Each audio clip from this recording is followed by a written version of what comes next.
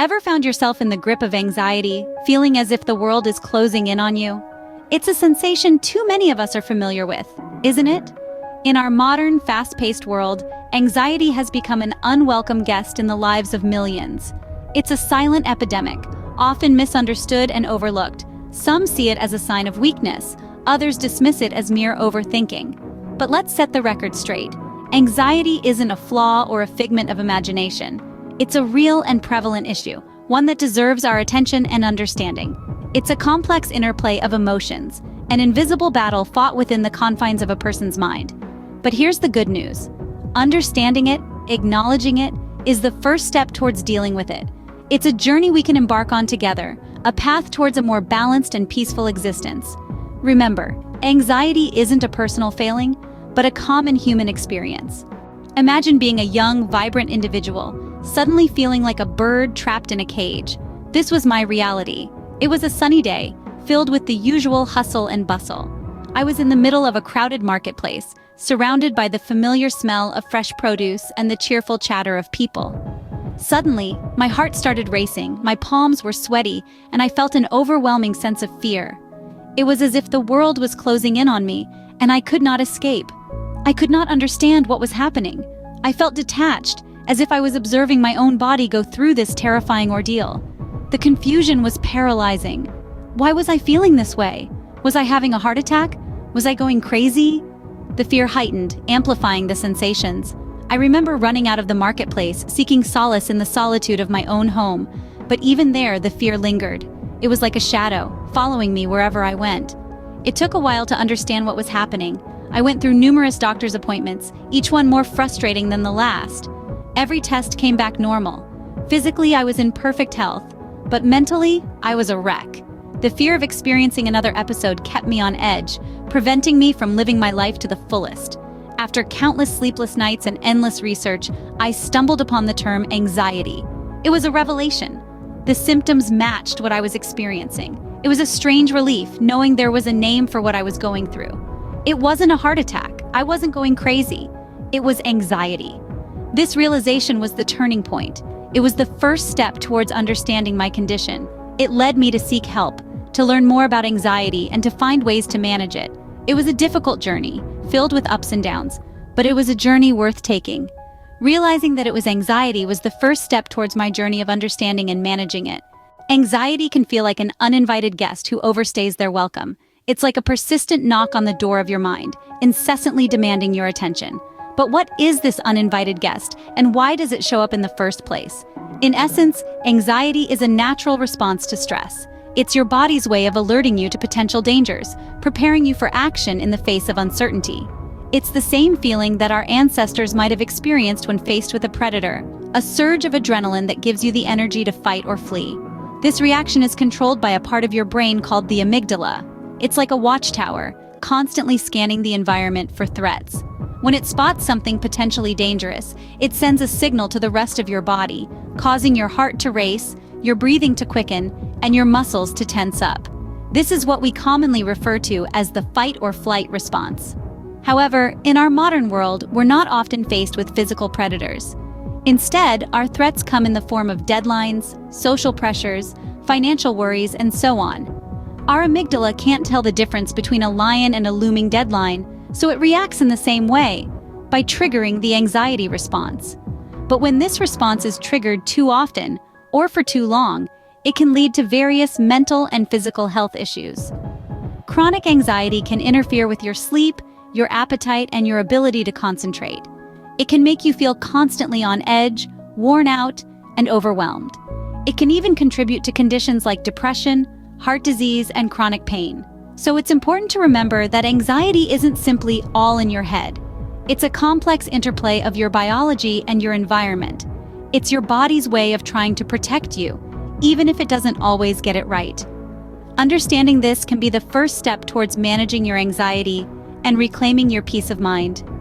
Anxiety isn't simply all in your head, but a complex interplay of your biology and environment. Imagine standing at the edge of a cliff, ready to jump into the unknown. That was me, ready to face my anxiety. I was standing at the precipice of change, feeling the fear of the unknown and the dread of failing. But I knew I had to take the leap. The journey to overcome my anxiety is not a straight path. It's a winding road filled with stumbling blocks and detours, but it's a road worth traveling. I remember it was a Tuesday morning, the sun was shining, birds were singing, but all I could feel was a dreadful, gnawing anxiety. I knew then I had to take charge. I started small, just getting out of bed was a victory. Then it was about taking a walk outside, feeling the wind on my face, soaking in the sounds of life around me. There were setbacks, of course, days when the world seemed too loud, too chaotic, but I learned to see these moments not as failures, but as part of my journey. I began to understand that it's okay to have bad days. It's okay to feel overwhelmed. Overcoming anxiety isn't about never feeling anxious again. It's about learning to navigate through those feelings, to keep moving forward. I found strength in surprising places. In the quiet moments of meditation, in the joy of creating art, in the grounding rhythms of running. Every victory, no matter how small, was a step towards reclaiming my life from anxiety. And there were victories, moments when I realized I was laughing again, genuine, unburdened laughter. Times when I found myself lost in a book or in conversation, without the constant background hum of worry. These were the moments that made the journey worthwhile. Overcoming anxiety is a process. It's a journey that doesn't end because life doesn't stop throwing challenges our way. But with every step, with every stumble and every victory, we learn. We learn to manage, to cope, to live with anxiety not as a burden, but as a part of our story. Overcoming anxiety isn't about curing it, but learning to manage it and live a full, rewarding life despite it. So, how can we navigate through the stormy seas of anxiety? Well, let's start by acknowledging that there's no one-size-fits-all solution. It's like finding a pair of shoes that fits just right. It may take a few tries, but once you find it, the comfort is unparalleled. Seeking professional help is a great starting point. Therapists, psychologists, and psychiatrists are trained to guide you through the labyrinth of your mind. They can provide tools and strategies that are tailored to your specific needs. Remember, there's no shame in asking for help. It's a sign of strength, not weakness. Now let's talk about self-care. It's not just about bubble baths and scented candles, although those can be lovely too. Self-care is about making time for yourself, prioritizing your needs, and giving yourself permission to rest. It's about eating nutritious meals, getting enough sleep, and moving your body in ways that feel good. Then there's mindfulness. It's like a flashlight in the darkness, helping you navigate your thoughts and emotions.